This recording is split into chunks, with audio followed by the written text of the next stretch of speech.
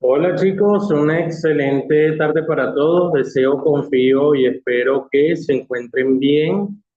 Fíjense, este proceso de clase que vamos a estar desarrollando el día de hoy para dar continuidad a nuestra unidad curricular, debido a factores de traslado, específicamente inconvenientes que se presentaron el día sábado, no puede llegar, pero aquí quiero que chequemos o desarrollemos lo propio para hablar de lo que corresponde el día de hoy. Es importante que veamos esta clase, chicos, porque va a permitir darle continuidad al proceso que hemos estado o que discutiendo desde el día uno. Entonces, nada, ahí sí les pido especial cariño y atención con el tema de la unidad curricular. Hoy vamos a estar hablando específicamente, no la voy a hacer muy larga, precisamente para que ustedes la vean. La voy a tratar de hacer lo más directa posible para que ustedes la puedan ver y le presten atención y hagan sus apuntes. Hoy vamos a hablar de psicología y gestión de ventas. ¿Por qué vamos a hablar de este tema en particular? Porque ustedes este sábado, perdón, van a presentar la evaluación de tendencias de marketing, a los que les tocó guerrilla, humanización, entre otros aspectos. Entonces allí, chicos, sí es sumamente importante y puntual que nosotros entendamos que para desarrollar una tendencia o para aplicar una estrategia dada a una tendencia, hay que entender la psicología y la gestión que esa tendencia va a producir. Porque recordemos que la base filosófica, perdón, que la base económica de las relaciones públicas nos indica que debemos crear prestigio en el imaginario colectivo con el fin de generar utilidad financiera. ¿Qué quiere decir esto? Que debemos estar más que posicionados y fidelizados en la mente de los consumidores para que estos puedan adquirirnos, recomendarnos, amarnos y sobre todo respetarnos. Esto enmarcado en lo que es la matriz Love-Mark o de amor a la marca, que justamente tiene esos indicadores propios, inamovibles del proceso de relaciones públicas y por supuesto gestión publicitaria, y tiene que ver justamente con lo que es el amor y el respeto. Bien, entonces bueno, entrando en materia, básicamente vamos a desarrollar acá qué es la psicología del consumidor y de las ventas. Es el estudio de hábitos, actitudes, motivos, personalidad, medio ambiente y percepciones que determinan la conducta de compra de un producto, según Gómez y Sequeira para el año 2015. Se enfoca en los procesos físicos y psicológicos que el individuo experimenta al decidir adquirir un servicio, sean estos racionales o irracionales, o sean estos tangibles o intangibles. ¿Qué pasa con nosotros específicamente en relaciones públicas? Por mucho se nos habla de que nosotros somos promotores de la opinión pública, que nosotros gestionamos opinión pública, que nosotros desarrollamos el análisis reputacional de las organizaciones y ciertamente nosotros debemos medir opinión para conocer la necesidad de nuestro consumidor, pero al mismo tiempo, chicos, también existe un factor inmerso en lo que la opinión pública demanda y es que la opinión pública deja por siempre muy marcadas sus necesidades. Es sumamente interesante entender que gracias a las necesidades de la opinión pública, las relaciones públicas cobran auge. ¿Por qué? Porque como lo hemos discutido históricamente, somos la única profesión que aplica el esquema bidireccional para gestionar la opinión pública, conocer sus necesidades y con base en eso, labrar, construir y desarrollar estrategias. Por eso es que nosotros dentro del filtro de los cuatro estamos allí desarrollados con alta estima. Entonces acá es muy interesante poder justamente discutir que gracias a lo que nosotros hemos logrado desarrollar dentro del patrón de las relaciones públicas, podemos hablar de publicidad, porque ciertamente la publicidad es parte de estas disciplinas comunicacionales. La publicidad sí es una disciplina comunicacional que desarrolla estrategias para el impacto comercial y visual de marcas, productos o servicios.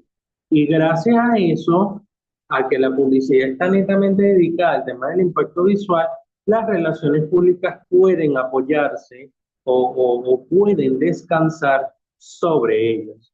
Esto sin duda genera un engagement positivo para el desarrollo de futuras propuestas y también nos permite conocer qué piensa, qué siente y sobre todo cómo se mueve el esquema relacional.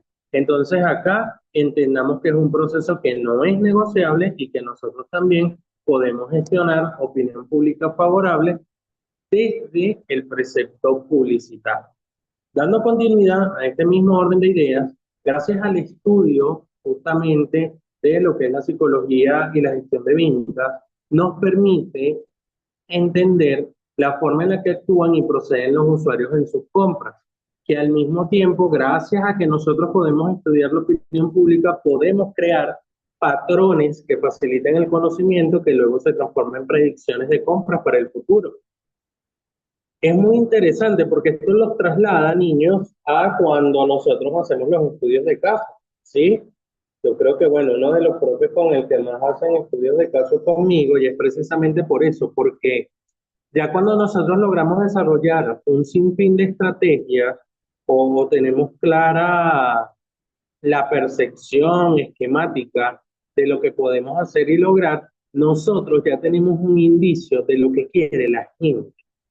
Y cuando tenemos ese indicio claro y clave, totalmente desarrollado, nosotros en publicidad podemos decir, mira, la estrategia debe ir enmarcada hacia este patrón de compra. ¿A qué llamamos patrón de compra específicamente? A lo que la gente demanda por necesidad. El patrón de compra es la moda, ¿sí? O sea, ahorita la moda es el iPhone 15 Pro Max, por colocar un ejemplo, ¿sí? Entonces, si ese es el patrón de compra porque la gente quiere estar a la moda y a la vanguardia, nosotros el patrón de compra debemos extraer una estrategia disruptiva que nos permita conectar con nuestro producto. ¿Qué quiere decir esto? Que el relacionista, el publicista, dentro de su ejercicio profesional, toma lo mejor de las estrategias que desarrolla el patrón de compra, en este caso la moda, y estas son involucradas en el factor estratégico, valga la redundancia, de la marca, producto o servicio que nosotros estemos atendiendo o desarrollando. Entonces eso allí es un elemento sumamente diferenciador, porque nos indica dentro de las relaciones públicas que nosotros debemos tomar lo mejor de las modas o de las tendencias para que nuestra propuesta sea disruptiva y tenga un elemento diferenciador. A esto me refiero siempre cuando yo me las paso hablándoles de la creatividad, me las paso hablándoles de aspectos clave, ¿sí? Porque esto nos lleva justamente a los factores que influyen en la psicología de las ventas. Tenemos específicamente el estatus. El estatus es la pertenencia a un grupo social que determina qué compra y cómo lo compra. Tenemos la cultura, que es un factor del macroambiente, recordémoslo siempre, y habla de que la tradición cultural influye en todo proceso de compra. Y tenemos los aspectos personales. La edad es la más relevante, puesto que no se compran los mismos productos a los 20 años que a los 40. Si hacemos un breve traslado a la semana ya antepasada, cuando hablábamos de la segmentación de públicos, ¿en qué hicimos nosotros especial énfasis? En el estatus, que en este caso es la clase social, hablamos de clase social alta, media baja y baja. Hablamos justamente del tema de las edades y de ser específicos. Ahora, nosotros qué debemos tomar en cuenta siempre los factores del macroambiente y del microambiente, porque esto nos va a permitir a nosotros entender qué podemos controlar y qué no. Y como buenos profesionales de la comunicación, qué aspectos pueden ser planificados para que nuestra estrategia cobre el más alto valor. Entonces, otro aspecto que también influye es la emoción. Las emociones juegan un papel protagonista en el proceso de adquisición, ya que muchos objetos provocan sentimientos en los consumidores. ¿Cuán emocionales somos o podemos ser nosotros en el desarrollo de nuestras estrategias? Lo hablo específicamente porque gracias a la acción comunicacional que nosotros podemos emitir como profesionales, podemos involucrar digamos, en el desarrollo discursivo de nuestras estrategias, en el elemento persuasivo. Y es que gracias a la persuasión, nosotros podemos marcar un punto de hito de un punto A a un punto B en el desarrollo macro de las estrategias relacionales o las estrategias comunicacionales. O sea, cuando nosotros diseñamos la estrategia comunicacional, nosotros no solo trabajamos el factor estratégico y gerencial, sino que también nos vamos al factor humano. Eso es lo que nos hace una profesión humanista. Y gracias a este sentido, las relaciones públicas y el proceso publicitario conectan de manera tal que podamos hacer un punch bien interesante para llegar a este interrogante. ¿Qué queremos transmitir? O sea, en nuestra estrategia, ¿qué somos capaces de transmitir? ¿Qué espera la gente de nosotros? ¿Cuál es el rol estratégico que nosotros podemos darle sí, al posicionamiento de ese producto, de ese servicio? Porque hablamos de posicionamiento, hablamos de gestión de opinión pública, hablamos de todo eso que nos gusta y de todo eso a lo que nosotros queremos darle forma, pero también queremos marcar un elemento que no nos compare con la competencia. O sea, dentro de nuestro esquema de planificación, nosotros no podemos ser un referente competitivo. ¿En qué sentido? En que no es igual a que la gente diga, ellos venden lo mismo que a, ellos se parecen a. Porque cuando se utilizan el término se parecen, es que no somos considerados un elemento original. Y allí tenemos que tener mucho, mucho, mucho cuidado porque el desarrollo de nuestra estrategia va a depender de lo disruptivo y creativo que podamos ser. ¿Sí? Entonces, partiendo de este esquema, nosotros tenemos el proceso de compra que se apalanca en 5 pasos totalmente importantes y necesarios. Lo primero es que el proceso de compra es un conjunto de actividades que llevan a cabo las personas cuando buscan comprar un producto o un servicio. Este ciclo o proceso de compra está dividido en 5 etapas. La primera etapa es el reconocimiento del problema, cuando el consumidor o el público dice, necesito esto. Luego va la búsqueda de información, que es ahí donde nuestra estrategia debe ser amplia. En el proceso de búsqueda de formación de nuestros consumidores o públicos, debemos aparecer nosotros. Debe estar nuestra opción, debe estar nuestro proceso estratégico para que esto pueda tener especial ahínco en la acción comunicacional. ¿Para qué? Para que al momento de llegar al tercer paso, que es la evaluación de las alternativas, el consumidor no lo piense tanto y nos pueda adquirir. Una vez que nos pueda adquirir, está esta etapa que es el comportamiento post-compra, que es donde nosotros podemos medir si esa persona es consumidor, es cliente o es público, según la cadena de valor externa. Y entonces ya va a la última etapa, que es la decisión de compra. O sea, ¿nos recomienda o no? Y allí es donde nosotros debemos buscar que siempre sea sí, porque justamente el proceso publicitario busca la venta, pero lo que nosotros nos lleva a marcar la diferencia es que buscamos fidelizar. Nosotros no vendemos un producto o un servicio, nosotros vendemos experiencias. Y gracias a la experiencia, la gente vuelve. En este sentido, hay un paso a paso justamente claro y marcado en lo que es el proceso de compra. Tenemos el precompra, según lo que expliqué anteriormente, es el diagnóstico que necesita el consumidor. Luego está el proceso de compra, que es la decisión que ahí por todos los medios debemos esperar ser nosotros para buscar entonces o poder llevar y empezar a gestionar la opinión pública a través de un proceso de postcompra que justamente está enmarcada en este interrogante. ¿Qué pasó después?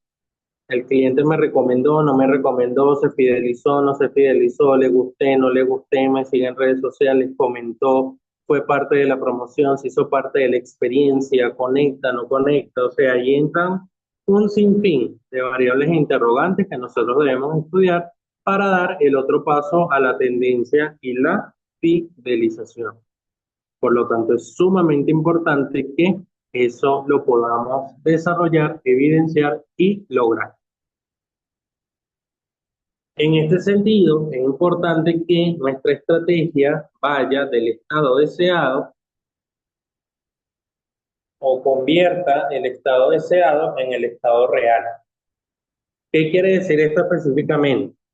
Que el proceso de acción de nuestros consumidores o de nosotros como profesionales va que siempre queremos vender más, siempre queremos que la gente esté mayor fidelizada, siempre queremos acciones contundentes, pero muchas veces eso queda en el deseo, queda en el yo quiero y hay poca acción. Entonces, el reto es que nosotros a través de estrategias podamos convertir el estado deseado en el estado real.